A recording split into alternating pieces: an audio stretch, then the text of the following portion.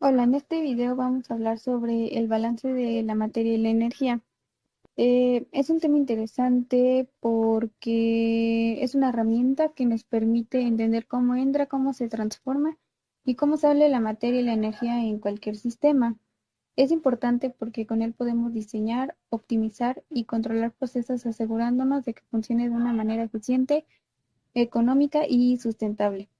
Veremos algunos conceptos básicos, empezando por la estequiometría. El término estequiometría se deriva del griego "esteucheion", que significa primer principio o elemento, y de metron, que significa medida.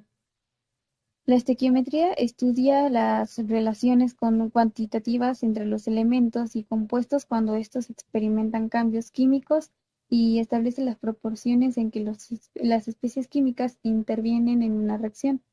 Es una herramienta indispensable en la química. Por ejemplo, cuando se requiere saber qué cantidad de un producto es posible obtener en una reacción química, o la cantidad de reactivo que se requiere para obtener cierta cantidad de producto, las relaciones estequiométricas pueden dar la respuesta, de tal forma que siempre sea factible alimentar los reactores con las cantidades adecuadas de reactivos y obtener los productos deseados. Para entender la estequiometría, primero también tenemos que ver algunos términos. El primero es átomos y sus símbolos. Los átomos se escriben con símbolos que son la representación gráfica de un elemento. Por ejemplo, el carbono se representa con el símbolo C mayúscula. Fórmula química y subíndice. Una fórmula química es la representación simbólica de un compuesto. Incluye los elementos químicos que la conforman y la proporción en que se encuentra cada uno de estos, de tal manera que indica la composición química de la sustancia. En las fórmulas químicas se emplean números que pueden estar como subíndices al lado de cada elemento. Por ejemplo, para el hidrógeno, cuyo símbolo es H, el subíndice 2 indica que en la molécula de hidrógeno hay dos átomos, isótopos o hílidos. A cada especie distinta de átomos que pertenece a un mismo elemento y a las variedades de ese elemento que se puedan constituir se les llama isótopos del elemento, y también isótopos entre sí. Se dice que los isótopos de un elemento contienen el mismo número de protones, pero distinto número de neutrones en su núcleo. El siguiente término, otro de los términos, es el peso atómico y el peso molecular. El peso atómico de un átomo se define como la masa en gramos de un mol de átomos. En términos más específicos, el peso atómico es el peso promedio de total de las masas de los isótopos naturales del elemento. Por ejemplo, el hidrógeno es el elemento más ligero. El peso molecular de un elemento o un compuesto es la suma de los pesos de los átomos que conforman una sustancia. Por ejemplo, en la tabla podemos ver, tenemos el ácido sulfúrico, que se puede observar que se constituye de dos átomos de hidrógeno, uno de azufre y cuatro de oxígeno. Debemos saber también el peso atómico de cada elemento. El del hidrógeno es 1, el del azufre es 32 y el del oxígeno es 16. Entonces, para el peso molecular vamos a multiplicar la cantidad de átomos por el peso atómico. Entonces si tenemos dos átomos de hidrógeno y vale 1, entonces 2 por 1 va a ser 2. Luego el azufre, tenemos 1 por 32, va a ser 32. Y por último el oxígeno, que tenemos 4 átomos por 16 da 64. Y entonces ya todas esas cantidades que nos dieron, vamos a sumarlas para quitar el peso molecular de la sustancia, que es el ácido sulfúrico. Y entonces el peso molecular del ácido sulfúrico va a ser 98. Entonces, en general, la estequiometría permite realizar balances de materia en sistemas donde ocurren reacciones, ya sea en moles o en masa, para lo cual también se aplica la ley de conservación de la materia, la cual nos dice que la materia no se crea ni se destruye, solamente se transforma.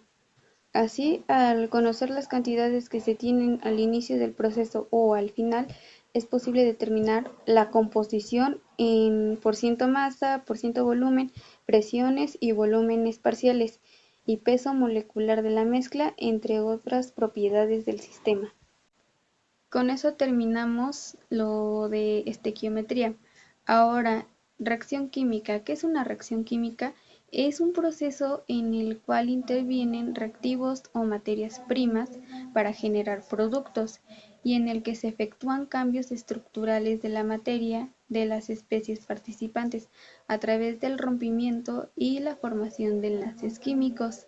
Las reacciones químicas se pueden clasificar de forma general en dos tipos. La primera es la reacción de ácido-base, en la que se presenta sin cambios en los estados de oxidación, y la segunda es la reacción de redox. Estas presentan cambios en los estados de oxidación. También se pueden clasificar las reacciones químicas para su estudio, y se agrupan en cuatro: en reacción de síntesis, en donde se unen elementos o compuestos sencillos para formar uno más complejo. La segunda es la reacción de descomposición. Se refiere a un compuesto que se descompone o fragmenta en elementos o compuestos más sencillos. La tercera es la reacción de desplazamiento simple. En esta, un elemento reemplaza a otro en un compuesto. Y la última, que es la reacción de doble desplazamiento, que es una reacción en que los iones de un compuesto cambian lugares con los iones de otro compuesto para formar dos sustancias diferentes. También se pueden clasificar las reacciones químicas por el tipo de reacción, como homogéneas, que es cuando se presenta solo una fase, ya sea gaseosa, sólida o líquida. En heterogéneas, cuando se requiere la presencia de al menos dos fases para que tenga lugar la reacción. En endotérmicas, cuando absorben calor del exterior, y exotérmicas, cuando liberan calor hacia el exterior. Otro concepto es los reactores químicos. Se puede definir a los reactores químicos como los recipientes de procesos que son utilizados para llevar a cabo reacciones químicas. Otra cosa de la cual es importante hablar es sobre las leyes de la termodinámica. Empezaremos con la primera ley de la termodinámica, con la cual es posible calcular el calor que se absorbe o se libera al ocurrir una reacción química, ya que esta ley establece que el calor total de una reacción es igual a la sumatoria de los calores de formación de los reactivos. La segunda ley de la termodinámica, o ley de Hess, establece que el calor total de una reacción química es independiente del número de etapas en que ésta se realiza. Y otra ley de las que les voy a hablar es ley de Lavoisier. Esta ley establece que el calor necesario para descomponer un compuesto en sus elementos libres en su forma más estable es el mismo que se libera al formar dicho compuesto a partir de sus elementos en su forma más estable. Bien, entonces ya conocemos lo que es la estequiometría, cómo se clasifican las reacciones químicas, los reactores, y hablamos de leyes de termodinámica. También es importante saber que un balance de materiales puede llevarse a cabo sin un balance de energía, pero un balance de energía requiere conocer la masa y la composición de todas las corrientes.